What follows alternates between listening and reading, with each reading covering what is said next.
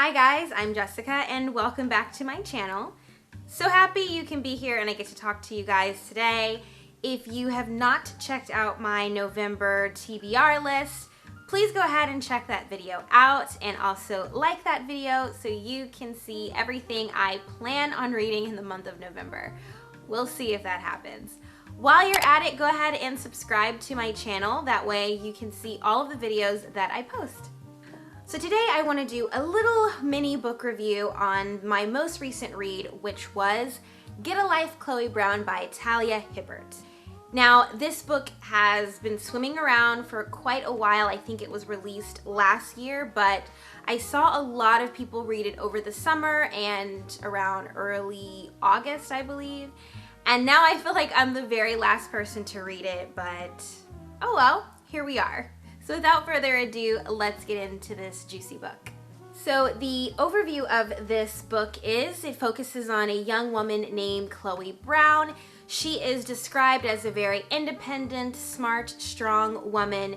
She also works as a web developer. She suffers with chronic pain and fibromyalgia, which tends to make her very standoffish towards everyone that she meets and all the relationships and men that she encountered. So in the apartment complex that Chloe Brown lives in, there is the landlord or superintendent, and his name is Redford Morgan, or Red as we later get to call him.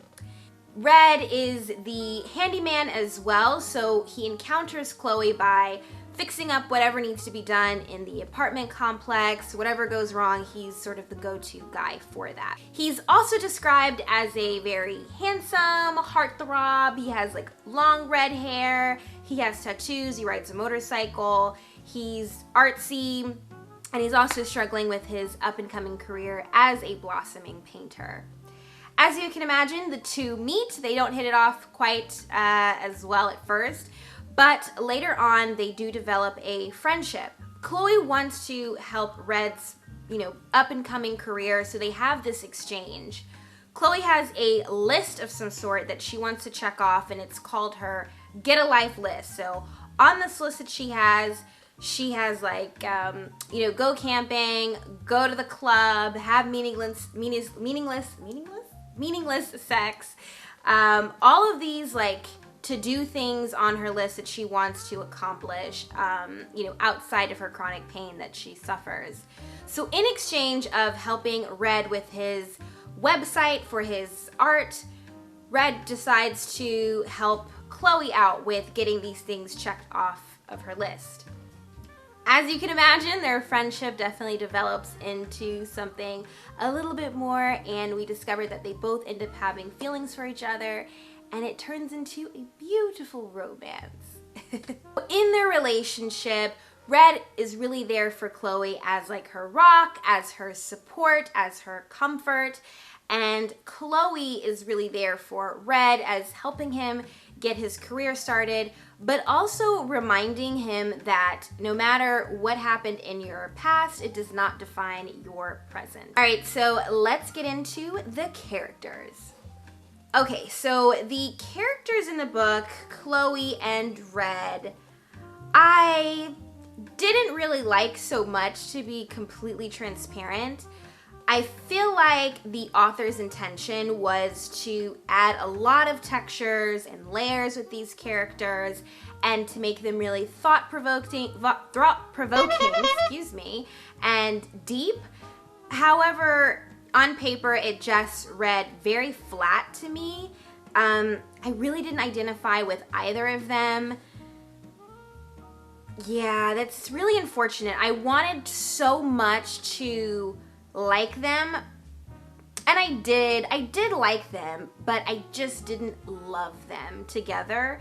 There was just something that was missing, and I don't know what it is, but when you read it, the chemistry is just slightly off for me. So I really liked that the characters were extremely diverse. I mean, Chloe Brown is a black woman, and Redford, I guess, is white. He's Caucasian. I love it. It's an interracial relationship. I thought the inclusivity of the characters and the subject matter was really spot on. We don't read often about, you know, women or anyone in general really dealing with a handicap or fibromyalgia or chronic pain. I cannot talk today, you guys. But it was really nice that she did include this in the book. I definitely appreciate reading about it. Outside of that, I just think the characters didn't mesh the way that I wanted them to mesh together. It was just something was truly missing from it.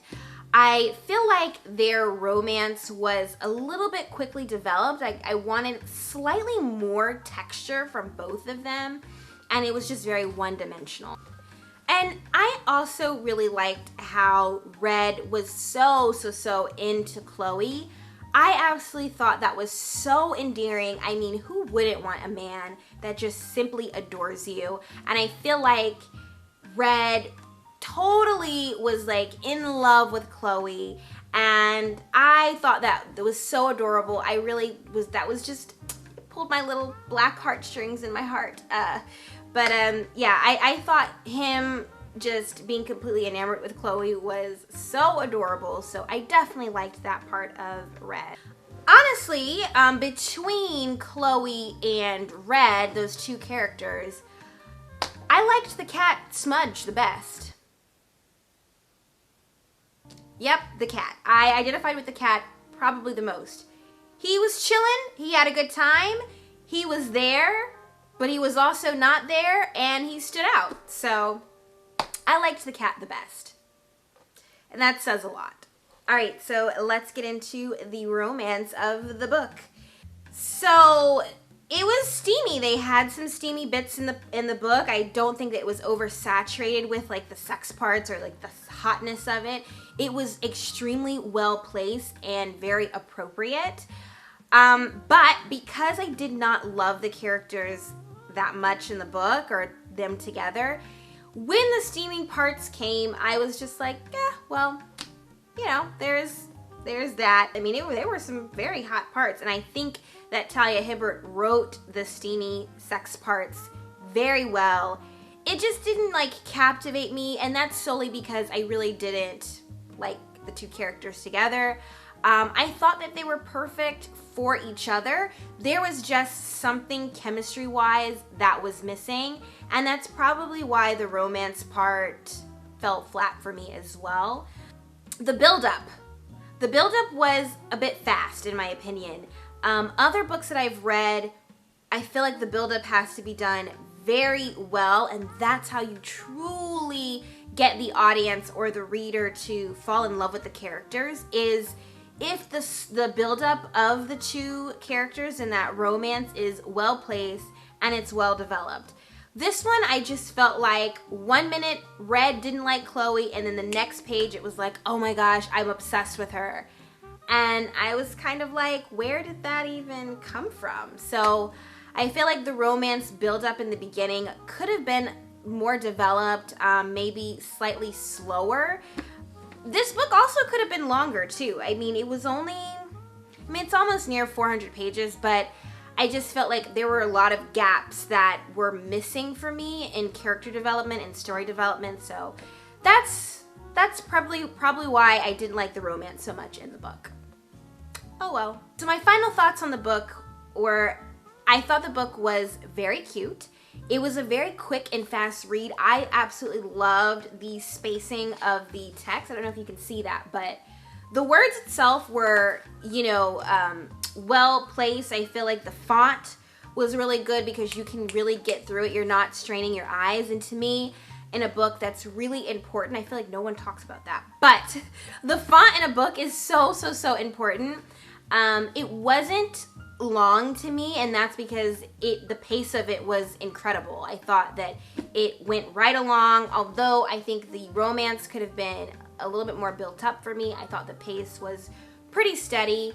The characters were slightly underdeveloped for me. I really didn't connect with the characters very well. I just wanted a little bit more oomph from both of them, especially Chloe. I wanted so much to like this girl, and I did. I mean, at the end of the day, I did like her, but I didn't love her as a character, and I was kind of disappointed. I gave this book a 3 stars on Goodreads, and that may be harsh because I know people really love this book, and I understand why. Like, I understand why people like this book, and I understand why people may identify with it. It just was not for me. So it was a book that I think lots of people are going to love and appreciate. It just wasn't something that I liked per se, but I gave it 3 stars. I thought that it was such a cute romance. It was very diverse. I love the representation in this book. The inclusiveness in this book, I think, was really spot on. So this book also is a little cheesy in my opinion, but I will say I've never been a huge fan of like the overly romanticized like couples or overly romanticized like themes in books. So, you know, I just prefer a little bit of a darker story in my opinion. But this would be perfect as a rom-com, like a film adaptation. I would totally watch it because I think film-wise it would be so cute and funny. But it was a little cheesy in my opinion. It definitely follows that very stereotypical romance arc, which we all, you know. It's like they meet, they fall in love, they have a fight, they make up, and then they're together, you know, blah de blah. So it does follow that very traditional storyline. So if that is your sort of thing, go for it. I think sometimes it is done very well. This one wasn't done horribly. I thought it was just a little cheesy in my opinion, but outside of that, it was okay. So Talia Hibbert has another book that is called Take a Hint, Danny Brown, which focuses on Chloe Brown's younger sister. I heard that one is actually way better than this one, so I'm curious to read it. I'll probably read it maybe the top of next year, not anytime soon because my year is like completely booked with books. Get it? But I will definitely pick that one up because I think that overall Talia Hibbert can definitely write. And I heard the Danny Brown book is better and it has, you know, even more representation. So I'm excited to read it. I just think that this one wasn't for me. So I will pick up her second book that she has wrote. I heard a lot of great things about it. Let me know if you guys have read this book. Let me know your thoughts. Did you feel the same? Did it fall short for you? Did you love it? I would absolutely recommend this book, however, because I know why people like this book. Again, it just wasn't something for me, but I would still recommend it because I feel like they have a lot of great themes and a lot of great characters in the book that you may be able to identify with. It just wasn't a book for me, and I completely recognize that and understand it, and that is that. If you liked this video, also make sure that you subscribe to my channel so you can follow everything that I post on my YouTube, and don't forget to follow me on Instagram. I love posting photos of books and bookish things, so definitely go check that out. Hopefully you guys enjoyed it. Have a fantastic rest of your day, and I will see you later. Bye!